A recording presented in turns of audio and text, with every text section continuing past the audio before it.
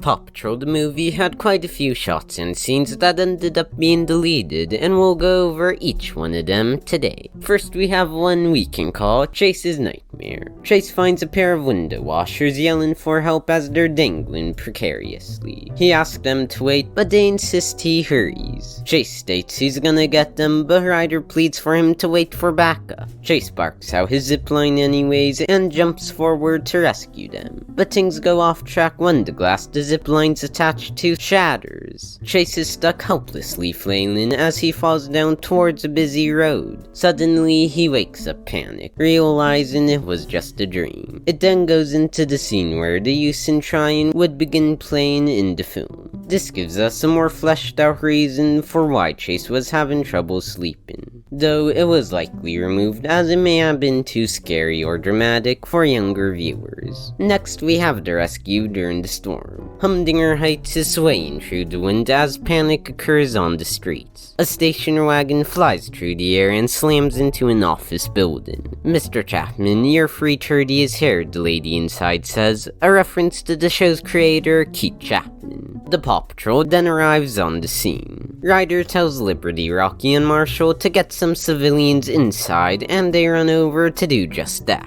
But then a bus hurls towards them. Chase thinks quick and shoots out a net which successfully keeps everyone safe. Ryder gives Chase a proud look before Kendra runs up to Ryder. He inquires who she is, and she replies, a scientist from the university. Kendra then explains how Humdinger hijacked her invention and now it's releasing days worth of bad weather all at once. Sky then decides that she's going up to turn it off. Kendra warns her of the dangers and she replies, "Don't worry about me, I can handle a little turbulence." She then begins flying up and Ryder calls out to her to be careful. She continues her ascent into the dark, stormy skies. In this storyboard, this must be the team's first time meeting Kendra, whereas in the movie, the team had already talked to her by this point. Also, in the movie's version of this scene, Rebel ends up going to rescue those on the street instead of Liberty, like as shown in the storyboard. I can see why this scene got some things removed and revised, as it just made a lot more sense for the final cut, though I would have liked it if they kept in the Chapman joke. Here we have a very different version of the scene where Chase is brought to the doggy daycare.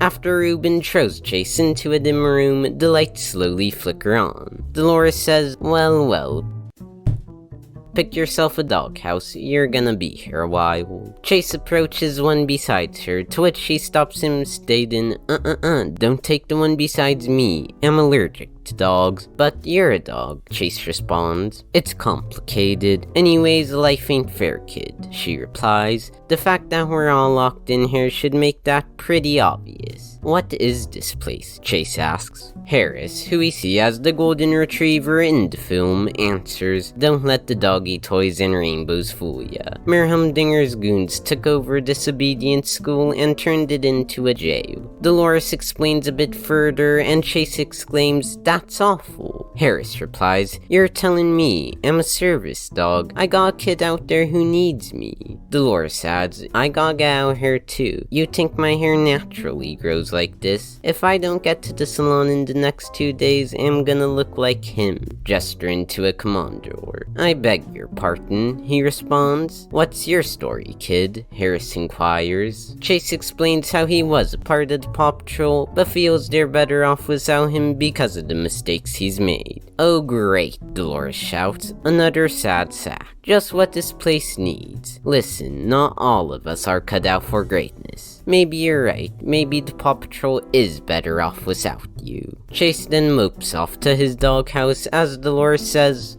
one piece of advice, hope is not your friend in this place. The sooner you lose hope, the sooner you accept the fate that there is no escape in this rainbow-colored nightmare. Chase lays down inside his doghouse. This scene is quite different from what ends up in the movie, though some things that do stay from the storyboard are Chase telling Harris his story after he asks, and this shot of Dolores walking across the seesaw. I think this early version of the scene is about as good as the one we see in the film. I will say, while I do wish Dolores had played a bigger role in the movie, or at least had a few more lines, I do think the amount of dialogue she had in this storyboard does feel excessive. And while I think it would have been cool for Harris's role as a service dog to end up in the final cut, bringing it up here may have also felt a little out of place, though keeping the uniform to imply his job could have been nice. And if you've enjoyed so far, Chase would like it if you'd like the video and subscribe. Following that, we have the storyboard for the next scene in the doggy daycare. As it begins basically the same as in the movie, I'll skip ahead a little. After Dolores says, "Please, this scrawny little purse pup is gonna pull a jailbreak?" Liberty's burn continues, with her adding, "Not a nice one either, one that's seen some action." Instead of Dolores simply being offended, like in the film, she responds, "Touché, purse pup. I can respect a solid burn." Skipping over the pretty much unchanged bits again, we see Rubble finally break down the daycare's wall. Ryder rushes over the debris and to Chase so they can share a hug. Humdinger's goons enter the room before the dogs dare charge towards them and chase them out. Chase then makes an apology to Ryder. "It's alright, Chase, I'm just glad you're okay," Ryder replies. It then cuts to Rocky cutting through some wires. "I cut power to the doors," he declares. "All doors are good to go." The trap dogs carefully file out of their rooms and into the hall. Then Ryder and the pups run out of the building. While I do think the interactions between Ryder and Chase are adorable, if kept in it, they would have made the following scene where the pair reflect on when Ryder first found Chase feel a bit unnecessary. However, it kinda baffles me why Rocky cutting the wires was cut. In the movie, the doors just open up with no explanation whatsoever, so keeping that part in would have given us the explanation we were missing. The next storyboards we'll look at are more early versions of scenes from the movies that contain a few fascinating differences. We have the scene where Liberty begins her day. The first change is after Liberty shakes out her folded back hair, it goes back, making her shake it out again. She then laps up some water from the puddle and rinses out her mouth. When Liberty gets to Tony's market, we see him portrayed as a pretty stereotypical New Yorker. After he playfully tells Liberty his business may be better if he wasn't always giving her free fruit, she replies, "You're not giving away free fruit, you're investing in word-of-mouth advertising. Do you know how many people I talk to in a day?" To which Tony responds, "Aw, get out of here," furthering his New Yorker personality. Now the storyboard of the scene where they rescue Gus the trucker. We have many dialogue differences here. Instead of Chase saying, "You're in shock, so I'm not gonna take that personally," he simply says, "My name is Chase," with an unamused look on his face. Then Chase advised Gus, "You might feel the urge to panic, but I need you to stay calm," which was shortened to, "Don't panic, I need you to stay calm."